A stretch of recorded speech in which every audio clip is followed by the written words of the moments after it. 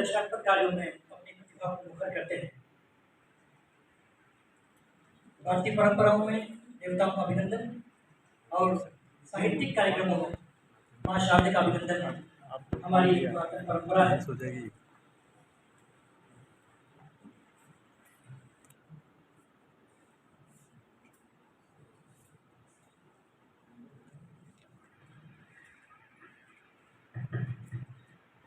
माँ शारदे को प्रणाम। सरस्वती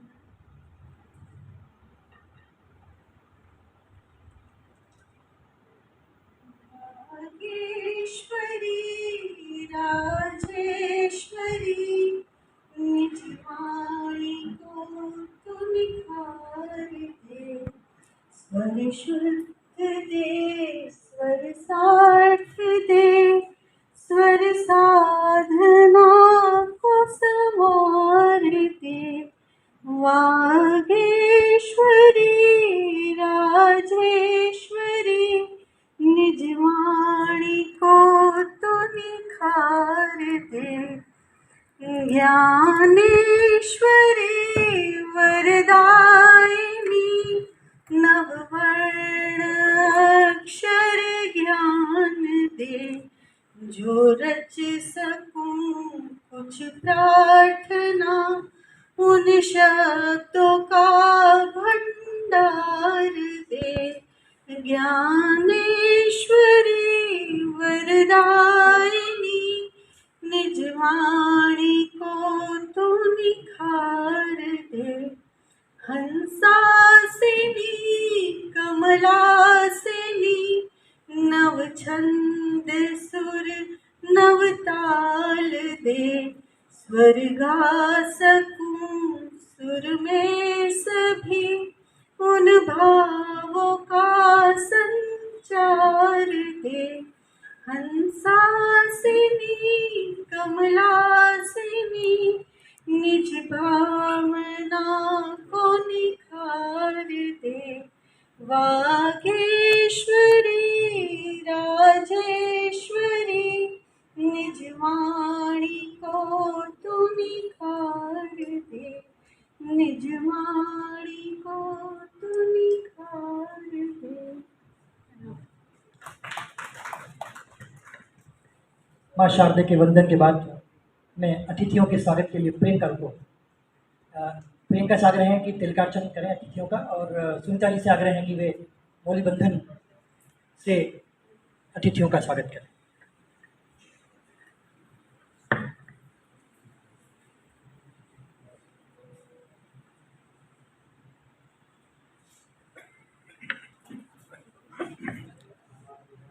पुरुषोत्तम बल्लभ जी, कर्तन ध्वनि से ऊर्जा का संचार।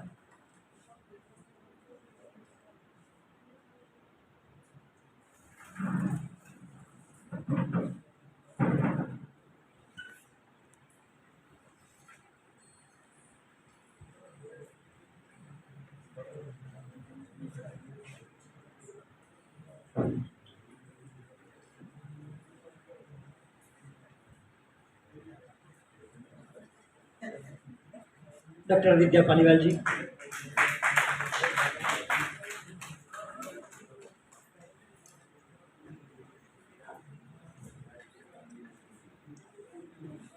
डॉक्टर कुसुम मेघवाल जी,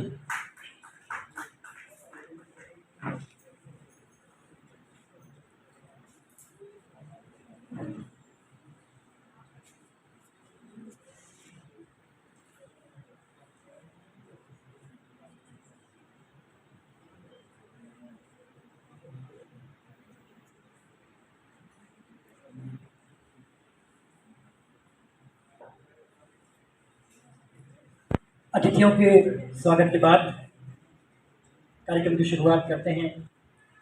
आज इस सूचना केंद्र के सभागार में शहर के सभी प्रबुद्धजन, कलमकार, लेखक उपस्थित हैं। राजस्थानी भाषा और संस्कृति अकादमी के पूर्व अध्यक्ष डॉक्टर देव कठरे जी विराजमान में, उनका भी स्वागत करता हूँ। साहित्य परिषद के प्रांत संरक्षक मंडल में सुरेंद्र सिंह जी राव हैं, उनका भी मैं स्वागत करता हूँ। मधुबती के पूर्व संपादक कुंदन बाली जी विराजे हैं, उनका भी मैं स्वागत करता हूँ। वरिष्ठ गीतकार नरोत्तम व्यास जी हैं, उनका भी मैं बहुत स्वागत करता हूँ। और काफ़ी हमारे वरिष्ठ मंडल में डॉक्टर ममता जोशी जी हमारे अखिल भारतीय कार्यकारिणी में महिला संरक्षक हैं, उनका भी मैं स्वागत करता हूँ। उदयपुर में 1970 में अखिल भारतीय साहित्य परिषद की शुरुआत हुई थी। हालांकि 1966 में देश में शुरुआत हुई थी और पहली कार्यकारिणी 1970 में उदयपुर महानगर की बनाई गई थी। उसके बाद कुछ समय के लिए सक्रिय गतिविधियों के बाद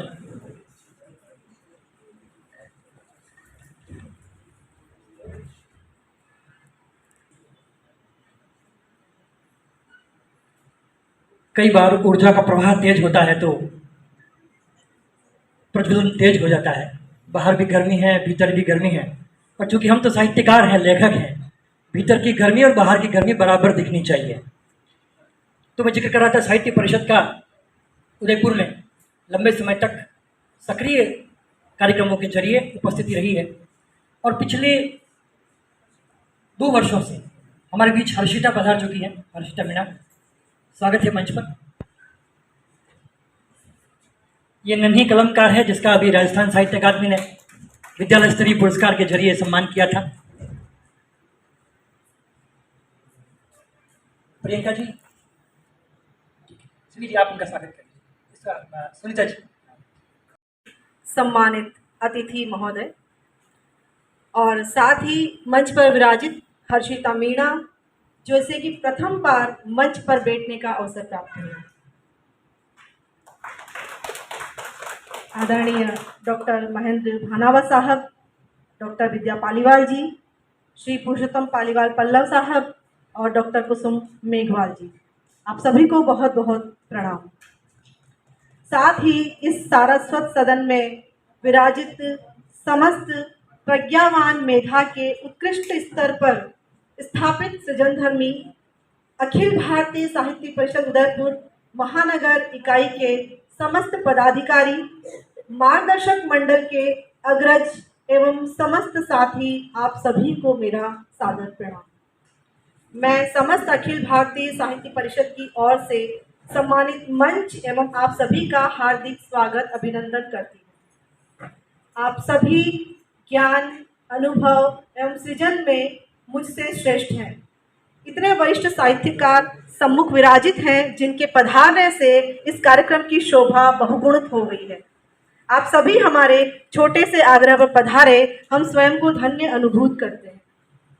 इस सदन की अग्र पंक्ति में विराजित आदरजोग देव कोठारी साहब, सुरन सिंह राव साहब, नरोत्तम व्यास जी साहब, डॉक्टर ज्योति पुंज जी साहब और हबीब अनुरागी साहब, कई सारे ऐसे स्वधा नाम धन्य यहाँ पर सभी हस्तियां विराजित हैं। डॉक्टर कुंदन बाली जी सर, बहुत सारे साथी हमारे ऐसे हैं जो कि हमारे सम्मुख विराजे हैं और मुझे थोड़ा सा ऐसा लग रहा है, लेकिन आप सभी को मैं बहुत बहुत हृदय से प्रणाम करती हूँ। आप सभी का स्वागत अभिनंदन करती हूँ। जब साहित्यकार कागज पर अक्षर उकेरता है तो वह मात्र शब्दों की रचना ही नहीं करता, उनमें भाव पिरोता चलता है। उसकी भाव प्रवणता का साक्षी उसका मन होता है। मन दिगंत की यात्रा करता हुआ व्यापक फलक को स्पर्श करता है। सृजन सदैव सार्वकालिक हो, कालजयी हो, यह आवश्यक नहीं। स्वांतः सुखाय की गई रचना भी यदि पाठक श्रवणकर्ता को स्वानुभूति से लगे तो रचना कर्म सार्थक हो जाता है। भावों का विपुल वैभव अभिव्यक्ति का आकांक्षी सदैव रहा है। मन की अनुभूति जिस सृजन प्रक्रिया में लीन रहती है, उस प्रक्रिया का प्रस्फुटन है साहित्य। लेखक जब अपने असीम शब्द सामर्थ्य का बोध करता हुआ मन के गवाक्षों से बाहर झांकता है, प्रकृति, समाज, देश, काल एवं परिस्थिति के अनुसार अपने भावों को अभिव्यक्त करता है। हमारी साहित्यिक अकादमियां समय समय पर शब्द साधकों की अभिव्यक्ति को सार्थक मंच प्रदान करती रही है। साथ ही साहित्य साधना को पुरस्कृत व सम्मानित भी करती रही है। सम्मानित होने वाले सभी लेखकों को बधाई एवं शुभकामनाएं प्रेषित करती हूँ। 2022-23 में सम्मानित विशिष्ट साहित्यकारों का अभिनंदन आज हम करने जा रहे हैं। मंच पर विराजित सभी विशिष्ट सुधीजन का मैं स्वागत करते हुए बहुत बहुत बधाई देती हूँ। अभिनंदन करने के हमारे आग्रह को स्वीकार किया, इस हेतु हम कृतज्ञ हैं। डॉक्टर महेंद्र भाणावत जी को राजस्थान साहित्य अकादमी का इस वर्ष का विशिष्ट साहित्यकार सम्मान प्राप्त हुआ है। डॉक्टर विद्या पालीवाल जी को भी राजस्थान साहित्य अकादमी उदयपुर से विशिष्ट साहित्यकार का सम्मान प्राप्त हुआ है। साथ ही डॉक्टर कुसुम मेघवाल जी को भी राजस्थान साहित्य अकादमी का विशिष्ट साहित्यकार सम्मान प्राप्त हुआ है। और हमारे मध्य विराजित अधिगुणी श्री पुरुषोत्तम पालीवाल पल्लव साहब को राजस्थानी भाषा एवं संस्कृति अकादमी से आगीवाण सम्मान प्राप्त हुआ है राजस्थानी भाषा का। और मेरे लिए बड़े हर्ष की बात है कि मेरे विद्यालय की एक नन्ही सी विद्यार्थी कक्षा 11 में पढ़ने वाली, जिसने कि निबंध प्रतियोगिता में राज्य स्तरीय पुरस्कार, प्रदेशी पुरस्कार प्राप्त किया है और आज पहली बार अपने आदिवासी अंचल से निकल करके इस सदन तक पहुंची है, उसका भी हम हार्दिक स्वागत अभिनंदन करते हैं। जब शब्द सुवासित होने लगते हैं, गुलाब से महकने लगते हैं, तो कृतित्व एवं व्यक्तित्व भी सुहासित होने लगता है। आज हम ऐसे ही सुवासित विलक्षण व्यक्तित्व एवं कृतित्व के धनी सृजन धर्मियों का अभिनंदन करते हुए हर्ष का अनुभव कर रहे हैं। मैं शुभकामनाएं देती हूँ कि आपकी लेखनी की विचारशीलता श्रेष्ठ स्तर को प्राप्त हो एवं सदैव सम्मानित एवं पुरस्कृत होती रहे। मंच पर विराजित हमारे सभी अग्रज वरिष्ठ जो हम पर सदैव वरदहस्त रखते हैं, आपकी लेखनी में वो ताकत है कि वो केवल शब्दों की रचना ही नहीं करती चली, वरन अनुकरणीय साहित्य का सृजन किया है, जो कि अपने पीछे चलने वालों के लिए पगडंडी बनाकर गया है।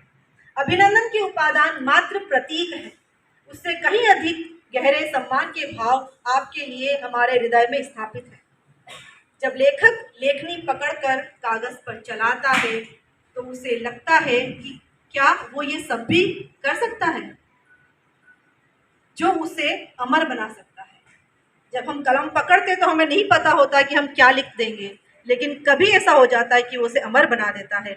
यह अनुभव वैसा ही है जैसे आई चिड़िया तो मैंने ये जाना, आई चिड़िया तो मैंने ये जाना, मेरे कमरे में आसमान भी है। मैं इस प्रज्ञा सदन में विराजित समस्त सुधीजनों का पुनः स्वागत अभिनंदन करती हूँ और आज इस परिषद की ओर से जिनका अभिनंदन किया जा रहा है, उन सभी को बहुत बहुत बधाई और शुभकामनाएं प्रेषित करती हूँ। अखिल भारतीय साहित्य परिषद की कार्यकारिणी की और अन्य बातों का परिचय देने के लिए यहाँ पर परिषद के महासचिव मुजरा करता रोखड़ा लुड़ लुड़ जावे धान, मुजरा करता रोखड़ा लुड़ लुड़ जावे धान, मरुधर थारी इण धरा आवे जद मेहमान। आप सबका स्वागत। और पाहुन आया रे सखी काई मनोहार करा, ठाड़ भरा गज मोतियां सो पर नैन धरा। पुनः पुनः बहुत स्वागत, अभिनंदन आपका। और हमारा साहित्य परिषद कैसे बना, क्या बना, उसका एक संक्षिप्त परिचय मैं आप लोगों के मध्य रख रही हूँ। अखिल भारतीय साहित्य परिषद भारतीय भाषाओं का एक देशव्यापी संगठन है। इसकी स्थापना 27 अक्टूबर 1966 को दिल्ली में हुई थी।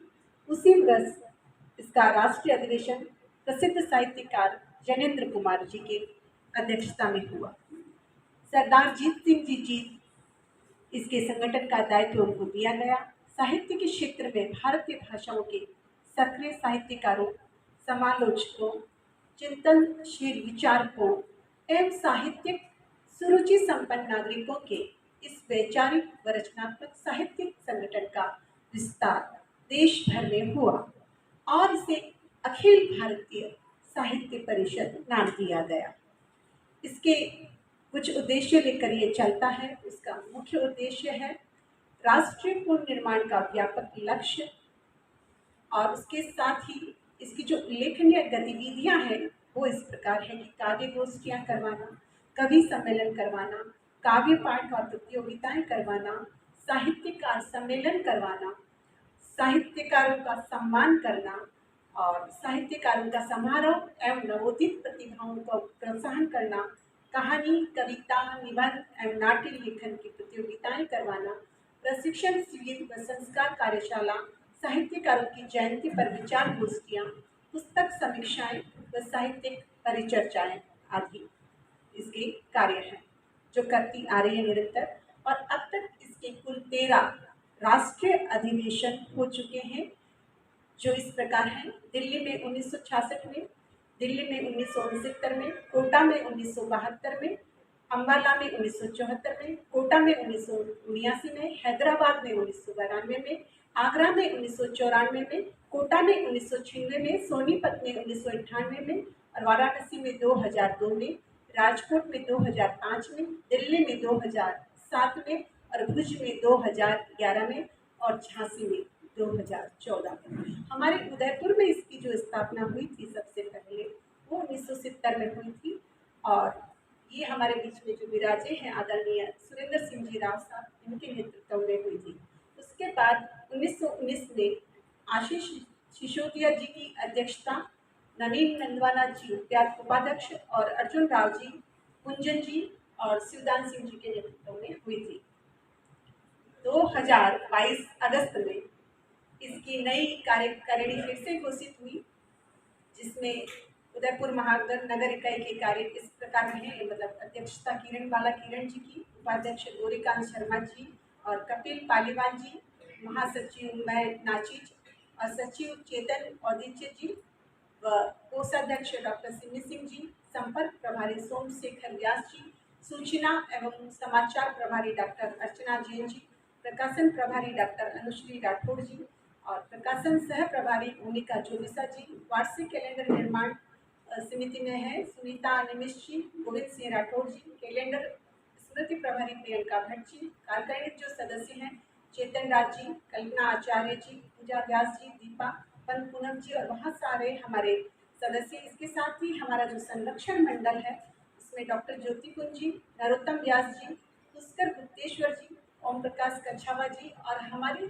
मध्य जो है राष्ट्र के और हमारे प्रांत के भी पदाधिकारी हमारे बीच में मौजूद हैं। इसमें डॉक्टर ममता जोशी जी जो है अखिल भारतीय महिला संयोजिका है साहित्य परिषद की, हमारे बीच में है, उनका बहुत बहुत स्वागत है, अभिनंदन है। डॉक्टर आशीष सिसोदिया विभाग संयोजक हैं, वो भी हमारे बीच में है, उनका बहुत बहुत स्वागत है और अभिनंदन है। डॉक्टर कुंजन आचार्य जी जो हमारे बीच में है, ये मीडिया प्रभारी है चित्तौड़ प्रांत के, उनका भी बहुत बहुत स्वागत है और अभिनंदन है। इस तरह हमारी 2022 में जो ये नई समिति तैयार हुई है वो नियमित मासिक गोष्ठियाँ कर रही है और 25 से 30 लोग नियमित उसमें जुड़ रहे हैं। तो आप सब लोगों का भी बहुत बहुत स्वागत है, हमारी गोष्ठियों से जुड़िए और हमारी संस्था से जुड़िए, स्वागत है, अभिनंदन है आप सभी का।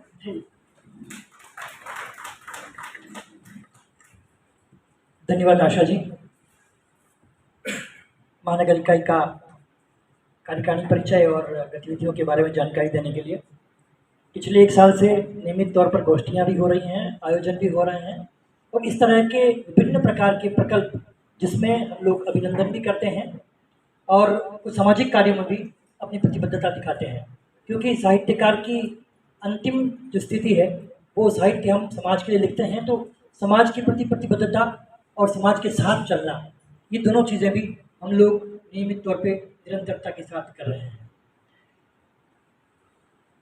अब हम जिस हेतु के लिए, जिस उद्देश्य के लिए इकट्ठा हुए हैं, मैं उसकी तरफ बढ़ता हूँ और आज के अभिनंदन कार्यक्रम की शुरुआत करता हूँ। सबसे पहले हमारे बीच हम सब लोगों के बीच में रखें, उन्हें इस वर्ष जो उपलब्धि मिली है उसका परिचय भी दें और उनकी कुछ रचनाओं से भी मैं अवगत कराएं। डॉक्टर सिमी सिंह, कोषाध्यक्ष।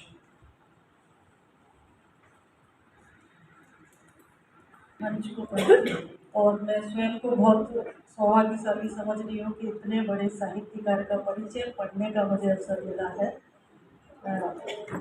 आपका आशीर्वाद रहेगा तो हम लोग भी आपके सानिध्य में कार्य करेंगे। डॉक्टर विद्या पालीवाल जी का जन्म 21 अक्टूबर 1937 को नाथद्वारा में हुआ। आपने MA हिंदी, B.Ed और विद्या वाचस्पति 1991 में गुजरात विश्वविद्यालय अहमदाबाद से किया। सन 1965 में राजस्थान शिक्षा में सेवा प्रारंभ कर हिंदी साहित्य की व्याख्याता रहीं। आपने विभिन्न सरकारी संस्थाओं में उच्च पदों पर अपनी सेवाएं दी हैं, जिनमें प्रमुख रूप से अकादमिक अधिकारी, शिक्षा उपनिदेशक उदयपुर और सहायक निदेशक SIERT में उदयपुर में रही हैं। आपकी प्रमुख कृतियों में सांसों की सरगम कविता संग्रह है जो 1980 में प्रकाशित हुआ, धड़कते रिश्ते लघु कहानी संग्रह है जो 2014 में प्रकाशित हुआ, अनकही स्मरणिका है ये 2015 में प्रकाशित हुई, कुछ बचपन ऐसे भी ये बाल कहानी संग्रह है ये 2019 में प्रकाशित हुआ है, परत दरत परत कहानी संग्रह 2019 में प्रकाशित हुआ। शिक्षा विभाग राजस्थान द्वारा शिक्षक दिवस पर प्रकाशन में 1971 से रचनाएं निरंतर प्रकाशित हो रही हैं। आकाशवाणी उदयपुर, अहमदाबाद एवं मुंबई से भी आपकी कविताओं का प्रसारण होता रहा है। आपको राज्य स्तर पर उत्कृष्ट शिक्षण हेतु राज्यपाल राजस्थान द्वारा वर्ष 1986 में सम्मानित किया गया है। आपको विश्व हिंदी सम्मेलन में राष्ट्रीय हिंदी सेवी सहस्त्राब्दी सम्मान नई दिल्ली द्वारा वर्ष 2000 में दिया गया है एवं महाराष्ट्र दलित साहित्य अकादमी भूसावल द्वारा सुलोचनी लेखिका पुरस्कार से वर्ष 2003 में आपको सम्मानित किया गया है। आपको सम्मानित करते हुए सपनों की छाँव काव्य संग्रह है। आपको सम्मानित करते हुए साहित्य परिषद परिवार अत्यंत गौरवान्वित है।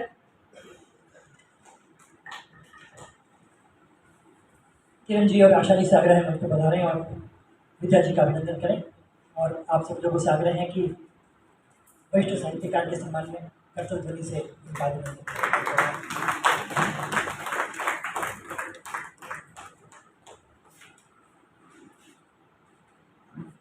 मेवाड़ में स्वागत की परंपरा मेवाड़ी पगड़ी से होती है। आन बान शान की प्रतीक है पगड़ी। हम इसे पहनाकर न खुद बल्कि पूरे समाज को और पूरे परिवार को गौरवान्वित महसूस करते हैं और करवाते हैं। मेवाड़ की शान पगड़ी से और उभरने से विद्या जी का स्वागत।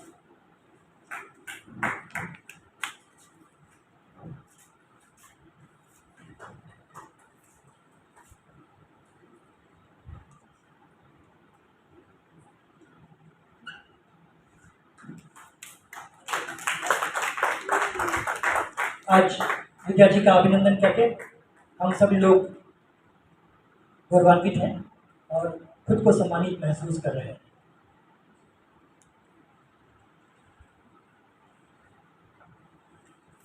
कार्यक्रम में आज सुधीजनों की उपस्थिति है।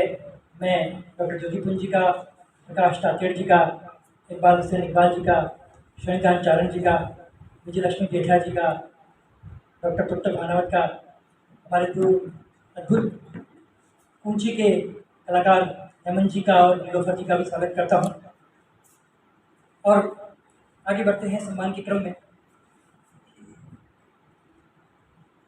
लोक कलाओं के क्षेत्र में दुनिया भर में उदयपुर का नाम रोशन करने वाले डॉक्टर महेंद्र भानावत हमारे बीच हैं। मैं उनके स्वागत और अभिनंदन के लिए परिषद के उपाध्यक्ष गौरीकांत शर्मा जी, विभाग संयोजक डॉक्टर आशीष सिसोदिया जी और हमारे संरक्षक मंडल में शामिल सुरेंद्र राव साहब से आग्रह करूंगा कि वे पधारेंगे। लेकिन उससे पहले मैं गौरीकांत जी से आग्रह करूंगा कि पधारें और डॉक्टर महेंद्र भानावत जी का परिचय प्रस्तुत करें। हालांकि महेंद्र भानावत जी किसी परिचय के मोहताज नहीं है, 100 से अधिक पुस्तकें हैं और लोक कलाओं के क्षेत्र में आपका डंका पूरे विश्व में बजता है।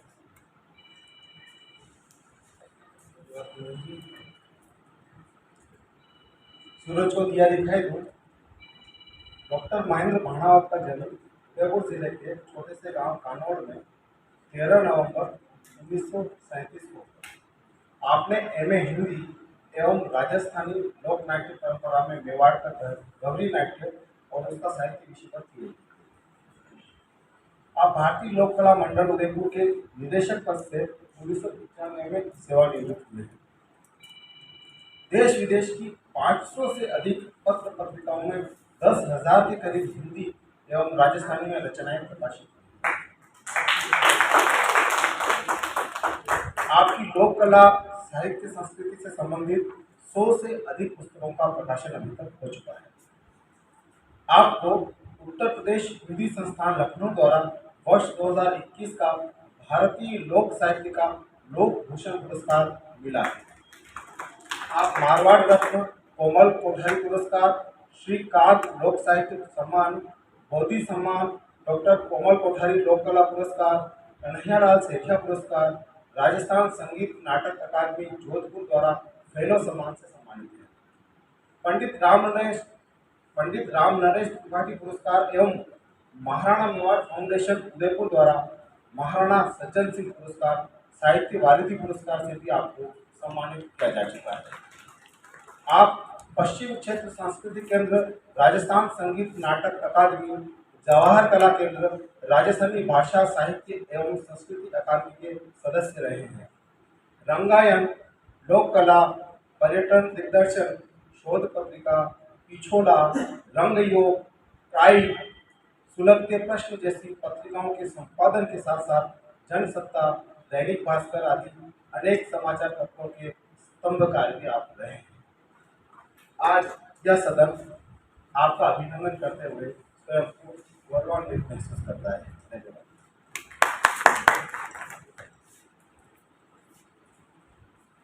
मैं डॉक्टर महेंद्र भानवत जी के स्वागत के लिए, अभिनंदन के लिए सुरेंद्र राव साहब और डॉक्टर आशीष सिसोदिया मंच पर पधारें और मेवाड़ी पगड़ी, उपरना और अभिनंदन पत्र से स्वागत करें।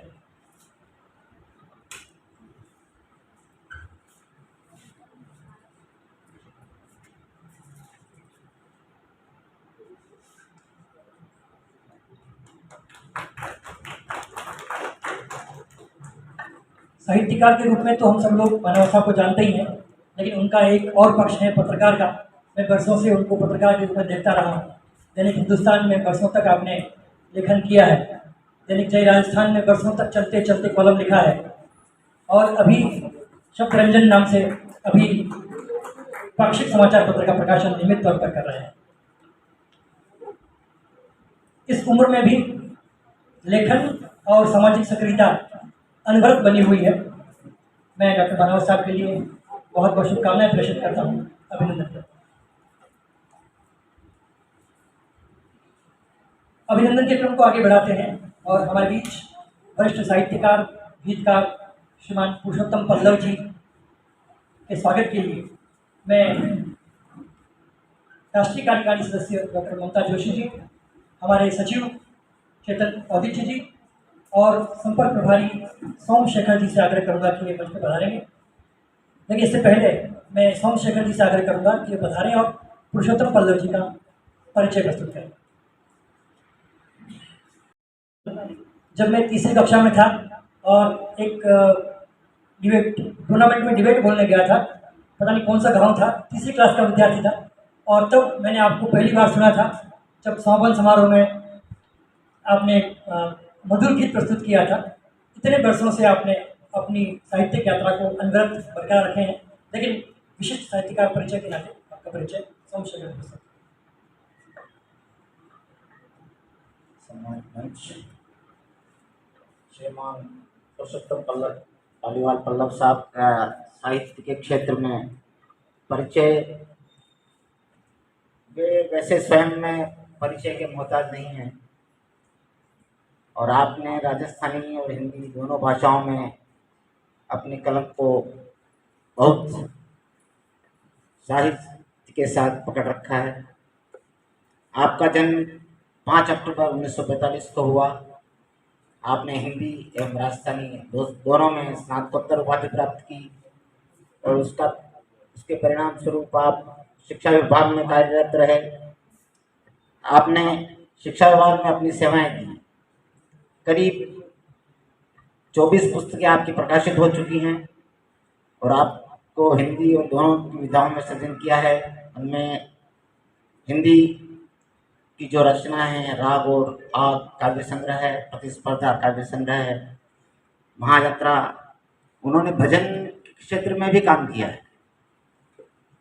जगदीश चालीसा आपने लिखी है, आपने लक्ष्मी चालीसा का भी निर्माण किया है। आपका हिंदी और राजस्थानी भाषाओं का उदयपुर आकाशवाणी और जयपुर दूरदर्शन दोनों से आपकी रचनाएं प्रसारित हो रही हैं और होती रही हैं। आपको अनेक करीब 25 सम्मान से आप नवाजे गए हैं। आपने राजस्थानी में मायर रोमान, पोथिया बाचो बाचे प्रीतरी, पन्ना धाय शतक, हाड़ी रानी, प्रताप और प्रताप पुस्तकों का राजस्थानी भाषा में रचना की है। आपको अनेकों सम्मान प्राप्त हैं, जिनमें शिक्षा विभाग के सभी सम्मान, शिक्षक सम्मान से आप नवाजे गए हैं। राजस्थान राज्य प्रदेश के शिक्षक सम्मान से भी आप नवाजे गए हैं। द्वारकेश परिषद कांकरोली से आपको सम्मानित हो चुके हैं। जनार्दन राय नागर विद्यापीठ यूनिवर्सिटी से आप सम्मानित हैं। रथ समिति उदयपुर, कन्हैयालाल धींग पुरस्कार, मेवाड़ सदरजी लोक संस्थान उदयपुर से भी आप सम्मानित हैं। शहीद शांति आनंदी स्मृति संस्थान उदयपुर, महाबलिदानी पन्नाधाय स्मारक समिति कमेरी देवगढ़ से भी आप सम्मानित हैं। आपके सम्मान की कड़ी बहुत लंबी है। उस कड़ी को मैं यहीं विराम देते हुए अखिल भारतीय साहित्य परिषद के इस सम्मान को आप प्राप्त करेंगे। उस सम्मान को प्राप्त करने के लिए हम सभी यहाँ पर उपस्थित आपके सम्मान से गौरवान्वित हैं कि और आपको बहुत बहुत धन्यवाद। शुक्रिया सोमशेखर जी। और आपकी और मैं अखिल भारतीय महिला संयोजिका डॉक्टर ममता जोशी जी और हमारे महानगर सचिव केतन औदित्य जी से आग्रह है कि वे मंच पे पधारें और पुरुषोत्तम पल्लव जी को मेवाड़ी पगड़ी पहनाकर, उपरना उड़ाकर और अभिनंदन पत्र भेंटकर उनका स्वागत करें। मेरे को वो उस गीत की पंक्तियां याद आ गई। होनारो तो वाट कौन चांदी री चटक, गुरुदेव छुट्टी तो वे गई भगत। सावन समारोह में आपने जो गीत सुनाया था वो याद आ गया।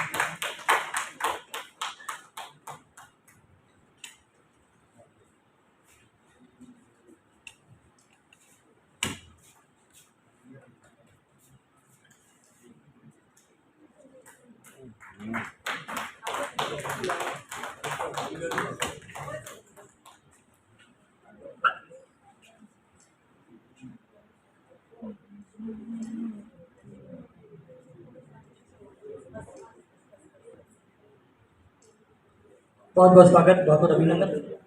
आज के इस कार्यक्रम में हमारे बीच में हमारे ऊर्जावान पत्रकार मनीष कोठारी हैं, उनका भी मैं स्वागत करता हूँ। माई FM से ओमपाल जी आए हैं, उनका भी मैं स्वागत करता हूँ। नीता कोठारी जी, स्वाति शकुंत जी, पूनम धू जी और निर्मल गर्ग जी का भी अभिनंदन करता हूँ कि आप कार्यक्रम में पधारे हैं। और मैं इस सम्मान के क्रम को आगे बढ़ाता हूँ। डॉक्टर कुसुम मेघवाल के अभिनंदन के लिए मैं हमारे महानगर इकाई के उपाध्यक्ष कपिल पालीवाल, कार्यकारिणी सदस्य प्रियंका भट्ट और करुणा दशरा जी से आग्रह करूंगा कि वे पधारें और उनका अभिनंदन करें। लेकिन इससे पहले मैं करुणा जी से आग्रह करूंगा कि वे पधारें और कुसुम जी का परिचय प्रस्तुत करें। करुणा दशरा जी।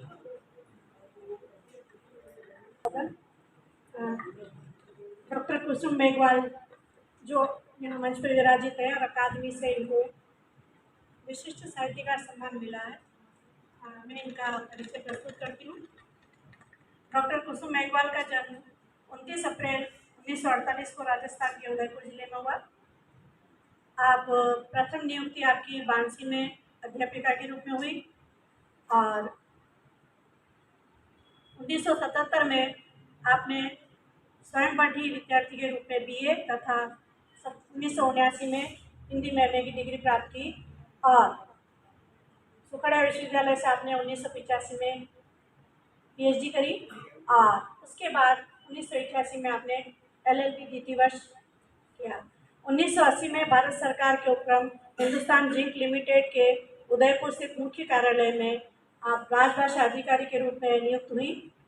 आपके द्वारा हिंदुस्तान जी अनुसूचित जाति जनजाति कर्मचारी संघ का गठन एवं अन्य कल्याणकारी संस्थाओं के गठन एवं राष्ट्रीय संस्थाओं में आपकी सक्रिय भूमिका रही। आपकी कहानी सर्वदा पर एक फिल्म भी बनी है। आपने 2 फिल्मों का भी निर्माण किया है। 1997 से आपकी 97 से अधिक पुस्तकें प्रकाशित हो चुकी है। बाबा साहेब के विचारों के प्रचार प्रसार में आपने निरंतर भूमिका निभाई है। आपने अब तक 3 अंतर्राष्ट्रीय 6 राष्ट्रीय अनेक राज्य स्तरीय पुरस्कार भी प्राप्त किए हैं। आप वर्ष 1990 से 2003 तक राजनीति में भी सक्रिय रही हैं। वर्तमान में पूर्ण रूप से सामाजिक व्यवस्था परिवर्तन के लिए आप बाबा साहेब अम्बेडकर मिशन एवं विचारधारा के प्रचार प्रसार हेतु राष्ट्रीय बौद्ध महापरिषद तथा अखिल भारतीय संवैधानिक अधिकार संरक्षण मंच का गठन कर राष्ट्रीय स्तर पर कार्यरत हैं। परिवर्तन प्रभाकर पाक्षिक समाचार का प्रकाशन पिछले 25 वर्ष से कर रही हैं। साथ ही अस्मिता त्रैमासिक पत्रिका का प्रकाशन भी आप पिछले 7 वर्ष से निरंतर कर रही हैं। आपको सम्मानित करके साहित्य परिषद बहुत बहुत गौरवान्वित महसूस करती है। आपको बहुत बहुत बधाई। बहुत बहुत शुक्रिया करुणा जी। और आग्रह है प्रियंका जी से और कपिल जी से पधारे मंच पर और कुसुम जी का अभिनंदन करें।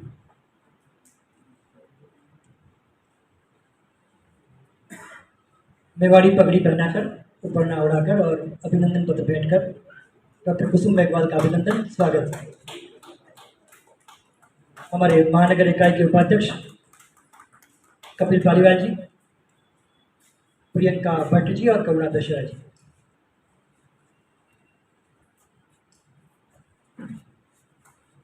करतूत ध्वनि से हम लोग अगर स्वागत करें तो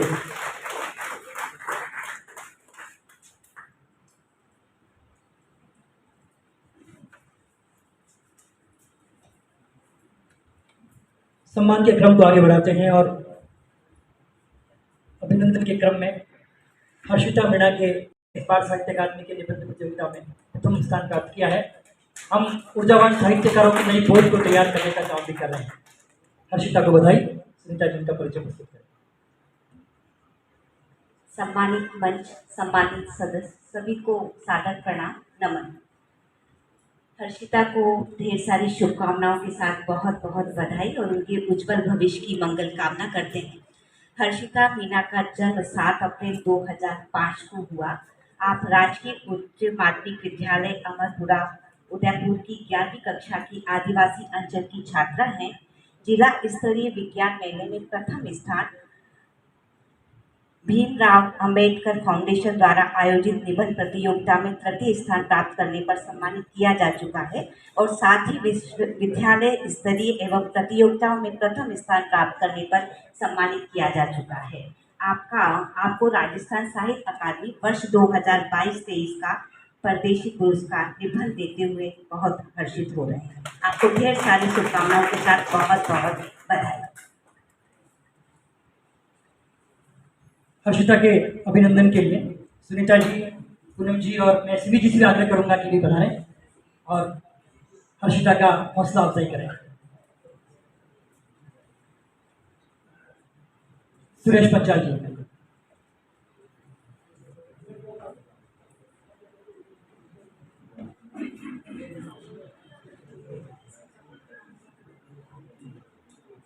ग्यारहवीं कक्षा की विद्यार्थी हैं और ये पहला अवसर है जब किसी मंच को साझा कर रही है, इसका अभिनंदन हो रहा है। 11वीं कक्षा की विद्यार्थी के लिए इससे बड़े उपलब्धि का अवसर कुछ हो नहीं सकता और आशा करते हैं कि एक नन्ही कलमकार आगे भी अपनी कलम की धार को बनाए रखें और साहित्यकारों की जमात में अपना नाम दर्ज करते हुए उदयपुर का नाम रोशन करें। हर्षिता को बहुत बहुत बधाई, बहुत बहुत शुभकामनाएं।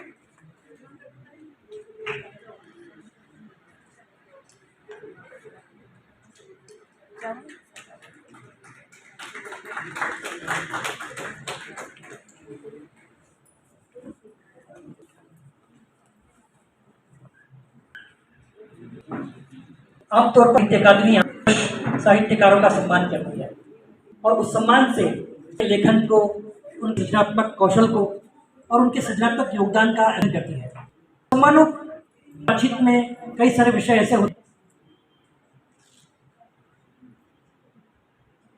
सुविधा जी बैठ जाइए।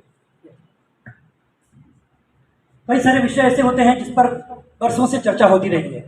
कई बार ऐसा होता है कि ये चर्चा होती है कि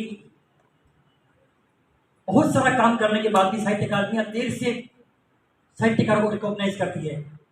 ऐसा होता है आमतौर पर, उसके लिए कई सारे कारण जिम्मेदार होते हैं। ऐसा कई बार होता है कि बड़े से बड़े पुरस्कार, जिसमें नोबेल पुरस्कार भी होता है, जिसमें ऐसे पुरस्कार होते हैं जो अंतर्राष्ट्रीय स्तर पर होते हैं, वो देर से मिलते हैं। लेकिन उस पर मुझे लगता है कि बहस मुबाहिस के बजाय हम लोग उस पर ध्यान केंद्रित करें कि अनवरत कोई न कोई कलमकार हमेशा देश के, समाज के और राष्ट्र के पटल पर उपस्थित रहे, चाहे वो अपने लेखन से रहे, चाहे सम्मान से रहे। कई बार ऐसा होता है, रविन्द्रनाथ टैगोर को जब पहली बार सम्मान के लिए चुना गया था, नोबेल पुरस्कार के लिए, तो उन्होंने कहा था कि मेरा जो सम्मान है वो ये नोबेल पुरस्कार नहीं है, मेरा सम्मान मेरा लेखन है जो वर्षों तक जीवित रहेगा। जब पढ़ेंगे मुझे तो मेरा सम्मान याद होगा, वो नोबेल पुरस्कार से याद नहीं किया जाएगा। तो मुझे लगता है कि समाज में जो कुछ भी हम लिख रहे हैं वो हमारा कालजयी है। जो गीत हम लिखते हैं, जो गद्य लिखते हैं, जो हम पढ़ते हैं, बोलते हैं, वो हमेशा जीवित रहता है सदियों तक। वो किसी सम्मान का अभिलाषी नहीं होता है।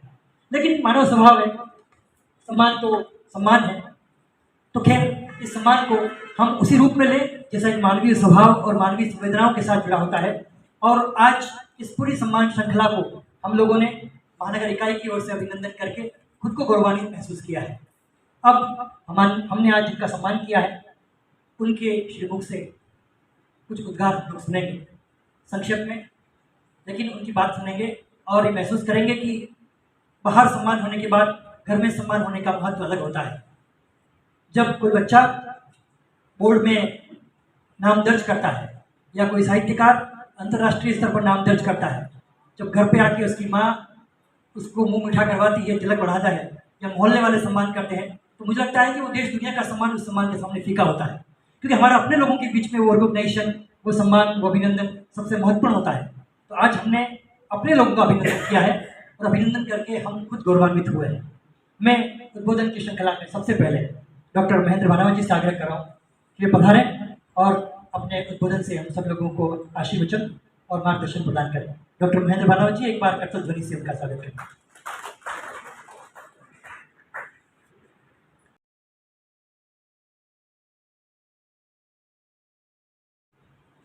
सम्मानित सदस्यों,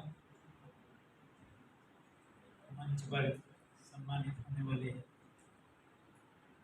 विशिष्ट व्यक्तित्व और आप सब उपस्थित बंधुओं, लगभग सभी परिचित हैं, मैं सबका नमन करता हूँ। मुझे आश्चर्य है कि जो साहित्य अकादमी ने वर्षों तक मुझे साहित्यकार ही नहीं माना, वरिष्ठतम साहित्यकारों ने ऐसा लगता है कि मिलकर के तय किया होगा कि लोक साहित्य कोई साहित्य नहीं है और उसमें जो कुछ काम कर रहे हैं वो तो घाघरा चोली का साहित्य है। अगर ये बात वो गर्व से कहते मुझे और गर्व होता। व्यंग्य में और प्रताड़ना देने में ये बात कही गई तो मुझे लग गया कि इसी क्षेत्र में काम करना है। और आज जब मैं देखता हूँ इस लेखन के इस क्षेत्र की क्या उपलब्धियाँ हो सकती है काम करने वालों की, तो कोई विश्वविद्यालय ऐसा नहीं है जहाँ लोक साहित्य में काम नहीं हो रहा। ये बात दीगर है कि वहाँ लोक साहित्य बढ़ाया नहीं जाता। ये बात दीगर है कि गाइड को लोक साहित्य की समझ नहीं है। ये बात दीगर है कि विषय तो फील्ड का ले लेते हैं लेकिन छात्र फील्ड कभी देख नहीं पाता है।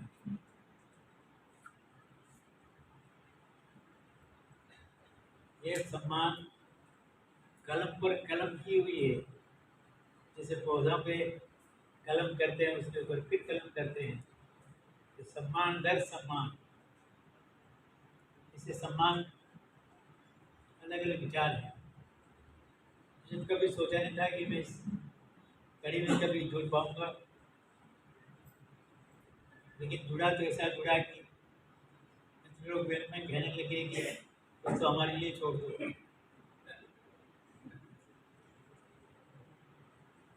सम्मान से बहुत ज़्यादा गर्व नहीं होना चाहिए। जो लोग सम्मान करते हैं कि क्या अपेक्षाएं रहती है, क्यों कर रहे हैं वो सब? इसलिए कि हम जिस स्तर पर सम्मान कर रहे हैं उस स्तर पे आप तो समझ तो रहे हैं, लेकिन आप है या नहीं आप जाने। इसलिए जो बंधु सम्मानित होते हैं, मेरे समझ में उनको फिर एक चुनौती का सामना करना पड़ता है। जिस विश्वास से लोग हमें बिठा करके लोगों के सामने सम्मान कर रहे हैं, क्या योग्य भी है कि नहीं?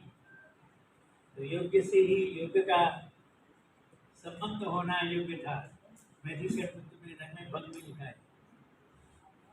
तो मैं हमेशा उस बात को याद रखता हूँ कि बाहर से कोई भी स्कॉलर जो देश विदेश से आते हैं, मेरे पास कहाँ आती, मेरे पास क्या है, ना तो संस्था है, ना कोई कुछ ऑफिस चलता है मेरा, कुछ नहीं है। लेकिन वो कहीं से आते हैं तो क्यों आते हैं, कौन भेजता है? इस बात को सुरक्षित रखने के लिए, उस विश्वास को कायम रखने के लिए महेंद्र बर्नार्ड निरंतर अपने ऐसी तैसी करा रहा है।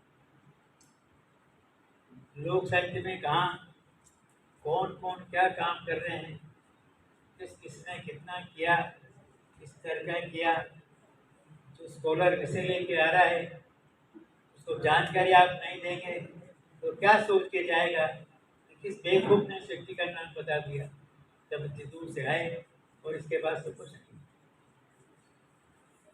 इसलिए बहुत सारी चुनौतियाँ एक लेखक को मिल जाती हैं। और मैंने कई बार लिखा भी है, एक लेखक जो लेखन करता है बोलते हुए कढ़ा में अपनी उंगलियां सेकता है। लिख करके आपने तो लिख दिया और जग जाहिर कर दिया, अब कितनी खोपड़ियाँ उसको पड़ती है, कितने लोग अपने अपने ढंग से उसका अर्थ निकालते हैं।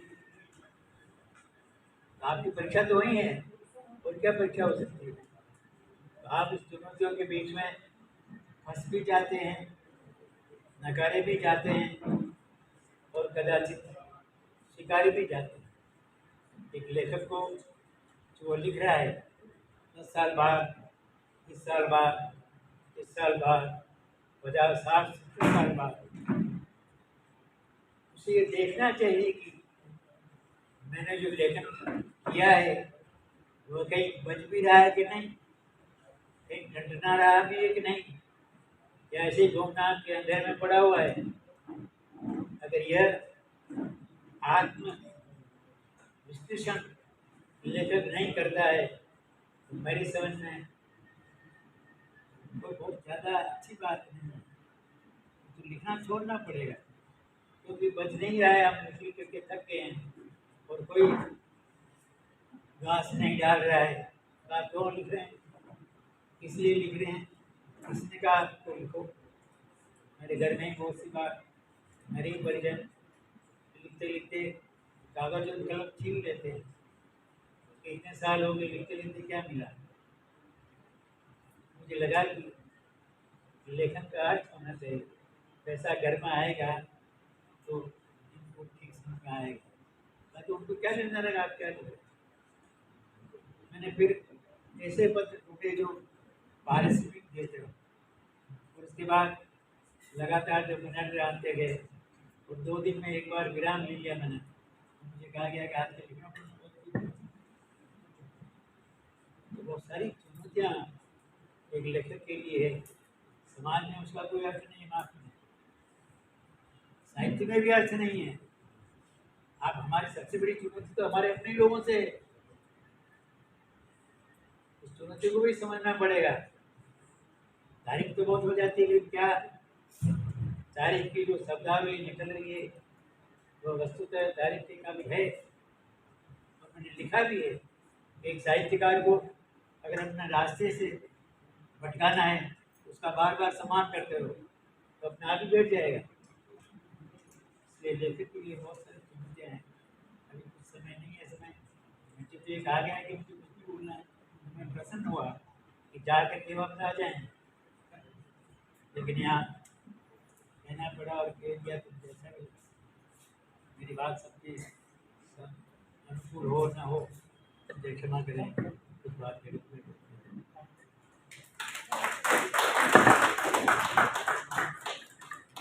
बहुत बहुत आभार डॉक्टर महेंद्र भानावत जी।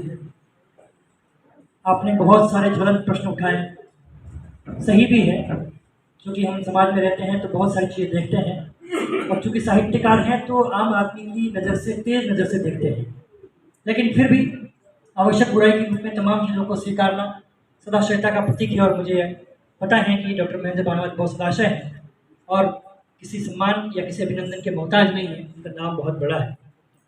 आज के इस अभिनंदन समारोह में आवाज़ अब ठीक हुई इसकी। आज के इस अभिनंदन समारोह में मैं देख पा रहा हूँ कि हमारी जो मातृशक्ति है वो आज बड़ी तादाद में है और ये हमारे लिए बड़ा सौभाग्य का विषय है। मैं हमारे न्यायालय की वरिष्ठ अधिवक्ता रागिनी जी का स्वागत करता हूँ, अनिता जी का स्वागत करता हूँ, अनिता अन्ना जी, रेणु देवपुरा जी भी विराजे हैं हमारे यहाँ। ये बहुत सौभाग्य का विषय होता है कि हम अपने घर में जब सम्मान करते हैं और तमाम लोगों की उपस्थिति होती है तो ऊर्जा का संचार होता है।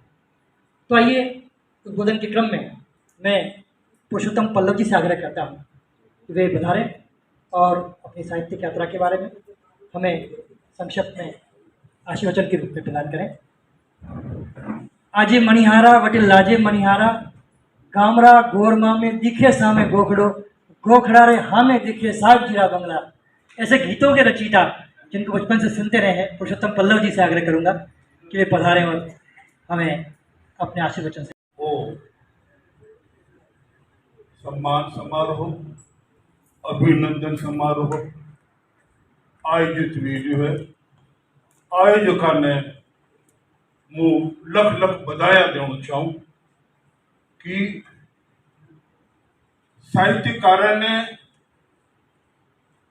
समाज में लंगी नाखवा वाला घना जना है और उत्साह और प्रोत्साहन देवा वाला साहित्य परिषद भी असी संस्थावा जो टेम टेम पे आनारो मान बढ़ावे यूं माने लिखवारो होश बने, उत्साह बढ़े और गति मिले। उदयपुर में साहित्य अकादमी, बीकानेर में साहित्य अकादमी और ठाम ठाम पे अकादमियां जोधपुर में भी है। ये सब अकादमी अना सृजनकर्ता में प्रोत्साहन देवारे वास्ते है। मनाने लेखनी निरंतर गतिमान रहे और दन दन वह गति ऊंचाइयां पे चढ़े, ये अनाकादमिया रुका। पर जटे अकादमिया ठंडी पड़े बटे ऐसी परिषद आगे आवे। हर 16 महीने साहित्य परिषद है। ये माना साहित्यकार ने बराबर उत्साहवर्धन करता रहे, गोष्ठियां करता रहे और साहित्य रो सम्मान करवारो अवसर कदी चुके नहीं। लेखनी अबाध चालती रहे। साहित्यकार की लेखनी कदी रुक नहीं सके, थम नहीं सके, क्योंकि साहित्यकार खुद गतिमान है। विचार, प्रवाह, भाव सब आता रहे और वो वना लिखा डब नहीं सके। अटे सब साहित्यकार विराजे तका है। सबने नमन करते सको। एक बात कहना चाहूं, आ बात यह है कि साहित्य सृजन से वैल्यू है, मगर साहित्य सृजन की धारा कठिन जाएगी है। अंडे वास्ते गोष्ठी करवानी जरूरत। आना गोष्ठियों साहित्य लूठो बनेगा, प्रबल बनेगा, मजबूत बनेगा। नवा नवा साहित्यकार साहित्य परिषदों जुट रहा है, ये लिख रहा है, पण वनारो मोड़ कठिन ने जानो छावे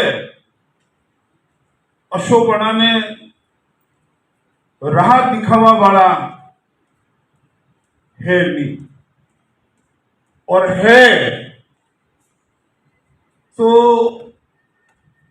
भी राह देखना भी नहीं चाहे, भी जड़ी पटरी पे चाल रहा है, भी वनिश पटरी पे चालना चाहे। जमानो घणो आगे बढ़ गयो है, ई जमाना रे लारे चालनो और जमानो आगे चालनो साहित्य धर्म है। जमाना रे पाछे साहित्य कदी नहीं चाले। साहित्य जमानो आगे चाले वो साहित्य। भले आप राजस्थानी में लिखो, हिंदी में लिखो, उर्दू में लिखो, संस्कृत में लिखो, सिंधी में लिखो, पंजाबी में लिखो, पण लेखनी निरंतर चालनी चाहिए। गद्य लिखो, पद्य लिखो, और मणि लिखारा ने संतोष होना चाहिए कि हाँ यह चीज रूपाली है, यह समाज में आदर जोग है, यह समाज के उत्थान और गति के वास्ते अंडो कहीं न कहीं थोड़ो घणो बल मिल सके, वो साहित्य है। दूजू मंचा पे जो सम्मेलन चल रहा है, ये तो आपकी आंखें हमें चुटकला सम्मेलन और साहित्य सम्मेलन में घणो फर्क है। साहित्य सम्मेलन आत्मा रो अनुष्ठान है, चुटकला में अनुष्ठान नहीं है। आत्मा अपन केवे है कि आत्मा सु परमात्मा, तो आत्मा रो अनुष्ठान नहीं, परमात्मा रो अनुष्ठान नहीं। तो साहित्य जो आज चालू है, वंडे वास्ते सब साहित्यकारों ने जो बिरड है उन्हें नमन करूं, और गति साहित्य भी बराबर चले, और अपने तई पण साहित्य ने नहीं रखे, भी साहित्य ने छपाई और साहित्यकारों में जान चाहे कि आप रो साहित्य की थोड़ चाल रही है, किस तरह चाल रही है, ये सब साहित्यकार आखिरी पोथी ने देख और पचे बड़ पे अपनो मंतव्य प्रकट कर सके। अणु साहित्यकार ने आगे बढ़वारी गति मिले, आगे उन्हें राह खुले। साहित्यकार तो साहित्यकार है, कोई कंडे केवं नहीं लिखे, जो उनने मन में आई कि यह श्रेष्ठ चीज है वह लिखे। कदी कदी अशोकी गए कि वणी ने खुद ने नहीं लागे कि यो श्रेष्ठ साहित्य है, वो खाली वणी ने बहुत साधारण मान रहे हो, पर समाज में वो साहित्य क्या करे यदि वणी कदर वे, तो या वणी साहित्यकार आड़ू समाज की सेवा है, और यो सेवा रो काम साहित्यकार ने हरदम करते रहना चाहे और अन्न पाछ नहीं रखनी चाहे। पुनः एक बार अखिल भारतीय साहित्य परिषद ने अपने उदयपुरी महानगरी इकाई ने पुनः धन्यवाद, आप सब साहित्यकारों ने पुनः धन्यवाद, और सम्मानित साहित्यकारों ने मारो नमन, शुभकामना। जय राजस्थान।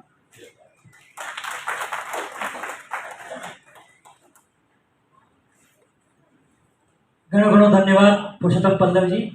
आप बाहर भाषा में अपना उद्बोधन दे दो।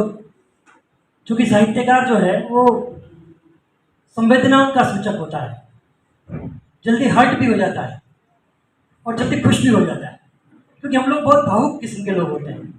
हम प्यार को बहुत नज़दीक से महसूस करते हैं और उसको लिख भी लेते हैं, इसीलिए उसको रचनाओं में उकेर देते हैं, कभी उत्साह के रूप में, कभी गुस्से के रूप में, कभी बहुत सारी शंकाओं के समाधान के रूप में। प्यार क्या है? बस एक एहसास है, मुक्त मन का भीतरी उल्लास है, बोध मिट जाता जहां अस्तित्व का, कौन स्वामी कौन किसका दास है। उद्बोधन के क्रम में मैं डॉक्टर विद्या पालीवाल जी से आग्रह करूंगा कि वे पधारें और अपनी सृजन यात्रा के बारे में अवगत कराएं।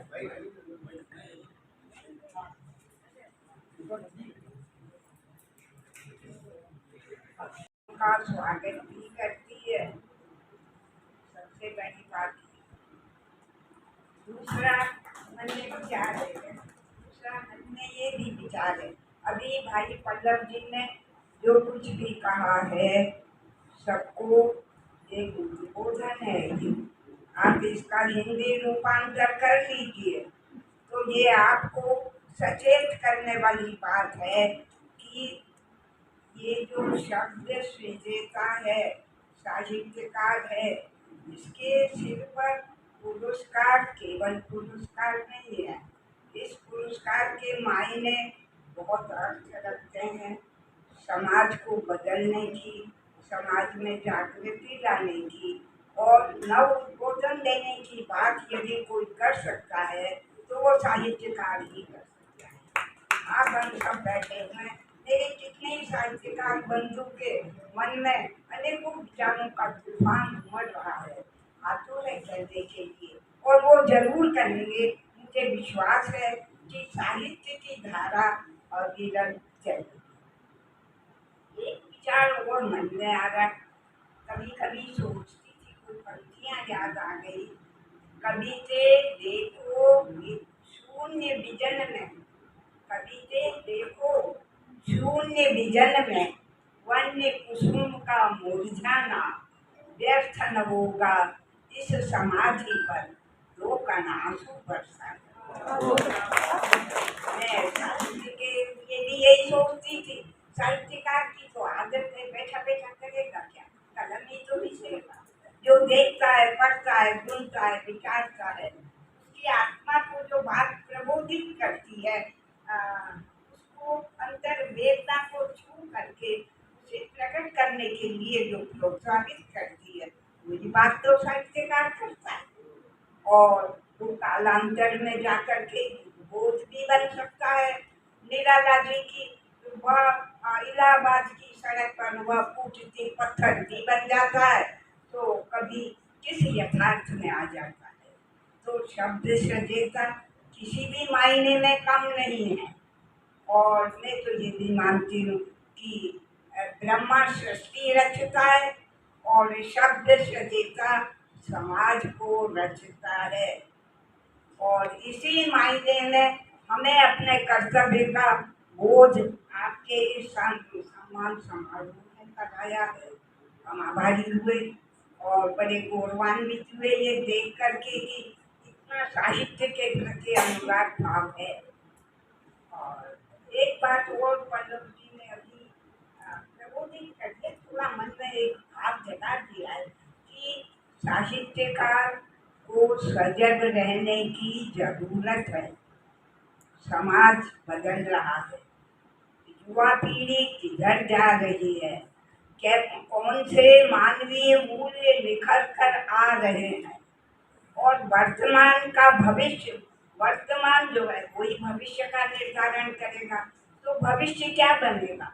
इस हेतु भी साहित्यकार को सजग, प्रयत्नशील और निरंतर तत्पर रहना ही अपेक्षित है, ऐसा सोचिए। अंत में बहुत ज़्यादा नहीं बोलूँ, अंत में एक बात तक करें मुझे आप, तो अंत में एक बात जरूर है कि आपने ये सम्मानित करके इस भाव बोध को जागृत किया है। तो अब मैं प्रतिदिन उठ के माँ सरस्वती से प्रार्थना करूंगी कि इतनी सामर्थ्य दे कि अंतिम क्षण तक कुछ लिख सकूं, समाज को दे सकूं और समाज परिवर्तन की राह में आपका भी चलकर एक नए संसार की सृष्टि कर सके।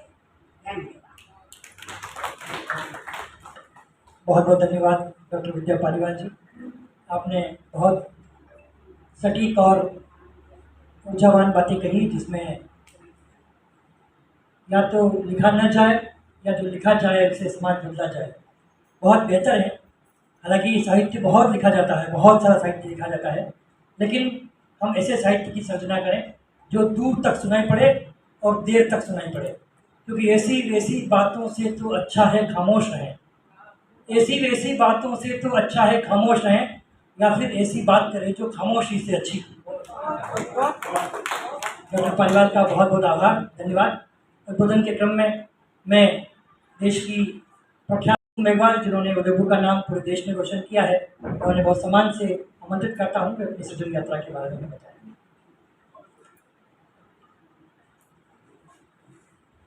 सम्मानित मंच एवं उपस्थित सम्मानित साथियों, सर्वप्रथम तो मैं अखिल भारतीय साहित्य परिषद की जो टीम है, इन आयोजनकर्ताओं को हृदय से आभार व्यक्त करना चाहती हूँ कि आपने मुझे आपके बीच में आने का और आप सबसे मिलने का एक मौका दिया। ये बात सही है कि साहित्यकार है वो किसी अवार्ड में नहीं लिखता, लेकिन ये प्रोत्साहन जरूर होता है। तो मैं भी कोई आज से नहीं लिख रही, जैसा उन्होंने बोला है, कोई ठीक है। मैं 40-45 साल से लिख रही।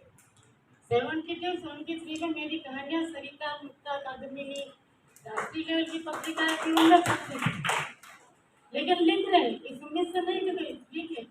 तो लिखने का जो आपका मूल कारण है, कारण ये है कि भाई समाज में मेरी कहानियाँ सब अंधविश्वास को दूर करने की आजादी थी। और कम से कम मेरे 6 कहानी संग्रह प्रकाशित हो चुके हैं, और ज़्यादातर मेरे कहानी के पात्र जो महिलाएं हैं वो अंधविश्वास के विरुद्ध लड़ने वाली। ये कोई काल्पनिक नहीं है। मैंने अपने जीवन में, क्योंकि मैं पूरे देश में एक संविधान को लेकर मैं अपना काम कर रही हूँ, तो जहाँ भी जाती हूँ हर तरह की महिलाओं से मेरा सामना होता है, उनकी पीड़ा को सुनती हूँ, तो मुझे एक कहानी का मिल जाता है, प्लॉट मिल जाता है, लिखते हैं। तो रियल कहानी में और काल्पनिक कहानी में काफ़ी फर्क होता है। और सबसे बड़ी बात यह है कि हम सब की अभी कलम, जो अंधविश्वास हमारे देश में फैला हुआ है, उस अंधविश्वास को दूर करने की तरफ हमारी कलम जरूर चलनी चाहिए। और अपने भारतीय संविधान में जो हमें अभिव्यक्ति की आज़ादी दे रखी है, लेकिन आप सबको पता है कि अभी प्रेजेंट वातावरण में कहाँ है अभिव्यक्ति की आज़ादी। तो गौरी लंकेश की हत्या नहीं कर दी गई, क्यों कर दी गई? कि सच्ची कलम चल रही। और अभी भी जो सच्ची कलम चलाते हैं उनको डर है कि उनकी अगर वास्तव में बात कहीं पहुंचेगी तो उनके विरुद्ध कुछ न कुछ कार्रवाई होगी। तो ये चीज़ हमें मानना चाहिए। और वो जो संविधान में परिवर्तन आता है, संविधान का जो मूल उद्देश्य है समता, स्वतंत्रता, बंधुता और न्याय, तो हमें इन मेन मुद्दों को, कि हमारा देश जो है संविधान से चल रहा है। और अभी जो लोकतंत्र कहाँ है, कोई बचा है लोकतंत्र? आप हर क्षेत्र में देख सकते हैं, कौन से क्षेत्र में बचा है। अभी जो माहौल है हमारा देश का, इस देश के माहौल को बदलने के लिए कलमकार ही बहुत कुछ कर सकते हैं। कहते हैं ना कि 1000 तलवारों की ताकत एक कलम में होती है। तो वो ये कलमकार चाहे तो अभी का वातावरण बदल सकते हैं। अभी के वातावरण से हर आदमी भले बोले ना बोले, लेकिन दिल से दुखी है कि ये देश का क्या वातावरण हो गया। एक वो देश था, एक आज का देश है। तो आज ये सब हमारी जिम्मेदारी बनती है। तो मेरी जो फिल्म बनी है सर्वदा, उसमें भी मेन पॉइंट महिलाओं को प्रोत्साहित किया है। महिलाओं को इतना आगे बढ़ा है, आप देखिएगा वो यूट्यूब पे चल रही है, उस पर मैच प्लेयर पे चल रही है, और मेरी लाइफ पे फिल्म बन चुकी है। मैं भी एक इंसान हूँ, क्योंकि जो दुख भोगा है इस समाज में, उसके ऊपर मैंने अपना लाइफ स्ट्रगल 1 घंटे और 10 मिनट का बना के दिया है। वो चल रहा है यूट्यूब पे, आप देख सकते हैं कितनी परेशानी इस समाज में होती है। तो परेशानियाँ पैदा करने वाले कौन होता है? अपना ही समाज होता है, क्योंकि हमारे अंदर वो भावना नहीं होती समानता की, जो भारतीय संविधान हमें दे रखा है। तो वो उसके लिए जितने पॉइंट है, आज हमारे यहाँ सभी अच्छे अच्छे सभी विद्वान है, कोई यौनिक मंच पर बैठे हुए विद्वान है, या उनके आप सभी हैं कलम चलाते हैं, आप सभी इनके मेंबर हैं, तो चाहते हैं कि अभी का वातावरण बदलने के लिए आप सबको ऐसा क्रांतिकारी साहित्य लिखना चाहिए जो अभी की दिशा मोड़ दे। देखा नहीं उस समय आज़ादी के टाइम पे सरफरोशी की तमन्ना अब हमारे दिल में है, देखना है जोर कितना बाजुए का दिल में है। ये लाइन ने कितना मतलब वो कर दिया था। तो ये चीज़ हमारे कलम में होनी चाहिए कि हम इस देश के अभी प्रेजेंट वातावरण क्या इस्लामी का वातावरण चल रहा है, हम ढंग से बोल नहीं सकते, ढंग से लिख नहीं सकते, तो इसको कौन बदलेगा? ये साहित्यकार की कलम नहीं बदलेगी। साहित्यकार किसी से डरता नहीं, उसको किसी से लेना देना नहीं। ये सम्मान जो करते हैं ये एक आपका आपसी वो है कि चलो कुछ लिख रहे हैं कर रहे हैं, तो हमने भी एक 40-45 साल के बाद ये सम्मान मिला है। लेकिन ये बात सही है जो सबने बोली थी कि साहित्यकार किसी सम्मान के नहीं लिखता, लेकिन ये सम्मान भी एक जरूरी किसी को प्रोत्साहित करने के लिए जरूरी भी होता है कि चलो उसके देखा देख दूसरों को भी होगा कि हम भी कुछ लिखेंगे तो हमारा भी सम्मान होगा। लेकिन लिखने के लिए हमारे पास एक समदृष्टि होनी चाहिए, और जो हम देखिए पढ़िए आप जो अंधविश्वास जहाँ आप देखते हैं, अंधविश्वास की जरूर हमें कलम चलानी चाहिए, समानता के लिए चलानी चाहिए। हमें अगर समाज में स्वार्थपूर्ण वातावरण लाना है तो हमें समानता के कलम चलाना ही पड़ेगा, इंसान को इंसान मानना ही पड़ेगा।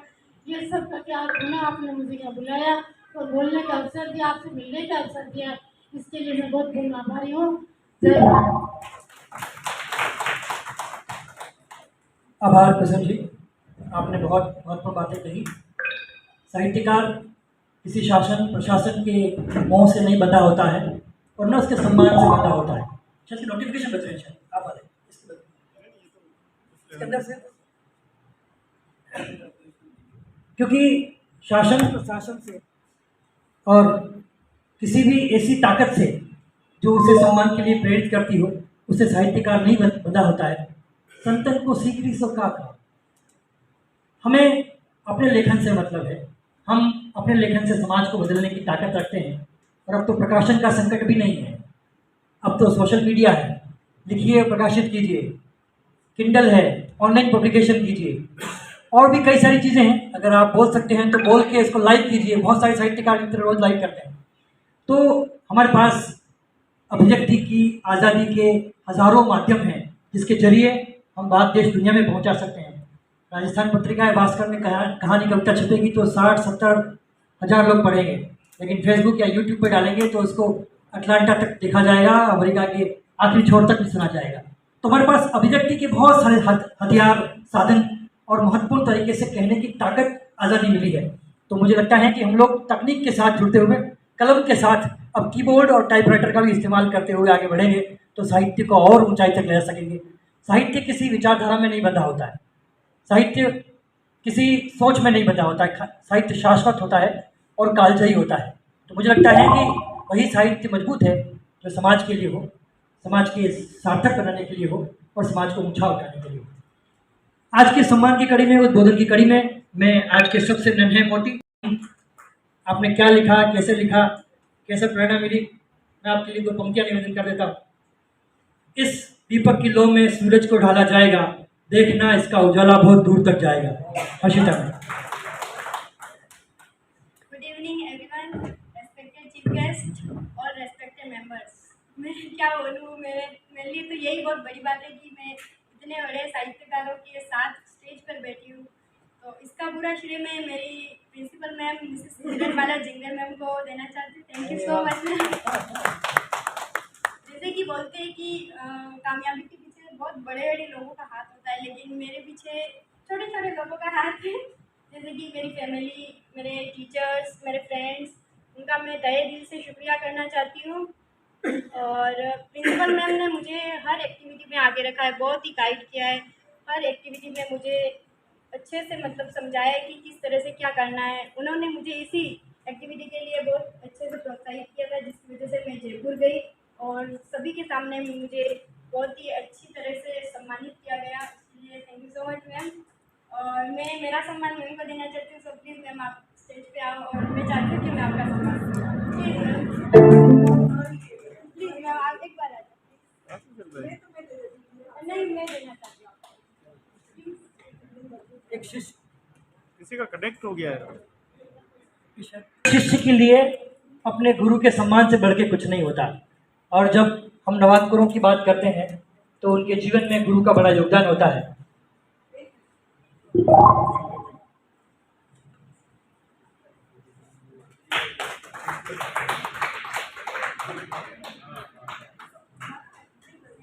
जब शिष्यों को अवसर मिलता है लिखने का, पढ़ने का, आगे बढ़ने का, तो उसमें गुरुओं की ताकत बहुत होती है।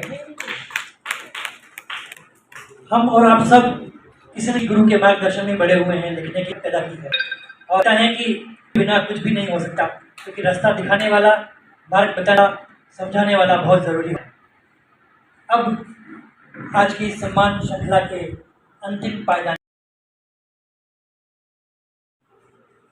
मंचासीन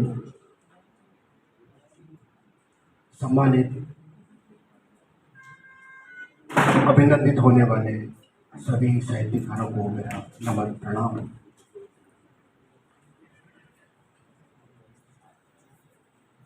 तिमिर हटा के जब अज्ञान का, जलाकर तेल विचारों का, जब बातें मुस्कुराती है। तिमिर हटा के जब अज्ञान का, जलाकर तेल विचारों का, सृजन कर प्रकाशमय साहित्य का, जब बातें मुस्कुराती है। कितना शुभ और मंगल अवसर होता है जब कलम का अभिनंदन करके कलम मुस्कुराती है। ऐसा ही कुछ अनुभव आज साहित्य परिषद में हम कर रहे हैं कि आप जैसे गुणी, विद्वान और लोगों का अभिनंदन करने का जो हमें अवसर मिला है, हम आप सबके कृपा पात्र हमेशा ऐसे ही बने रहें। आपकी कृपा हम पर ऐसे ही बनी रहे और हम चाहेंगे कि आपका आशीर्वाद वरदहस्त हम पर ऐसा ही बना रहे। आपके शुभ मंगल कामना के साथ, शुभ स्वास्थ्य की कामना के साथ साहित्य परिषद हमेशा आपके संपर्क में रहने के अभिलाषी है। और सामने आप जितने भी विराजे हुए, पधारे हुए सुधी लोग हैं जिन्होंने अपना अमूल्य समय निकाल कर इस कार्यक्रम को इतना सफल बनाया, तो साहित्य परिषद की ओर से आप सभी का बहुत बहुत स्वागत, अभिनंदन और धन्यवाद। धन्यवाद सर। धन्यवाद कपिल जी। साहित्य परिषद की ओर से ऐसी गतिविधियां निरंतर जारी हैं और जारी रहेगी। आप लोगों से आग्रह है कि जब भी समय मिले, अवसर मिले, इस तरह के कार्यक्रम में बंद कर दें। अंत में हम लोग राष्ट्रगान से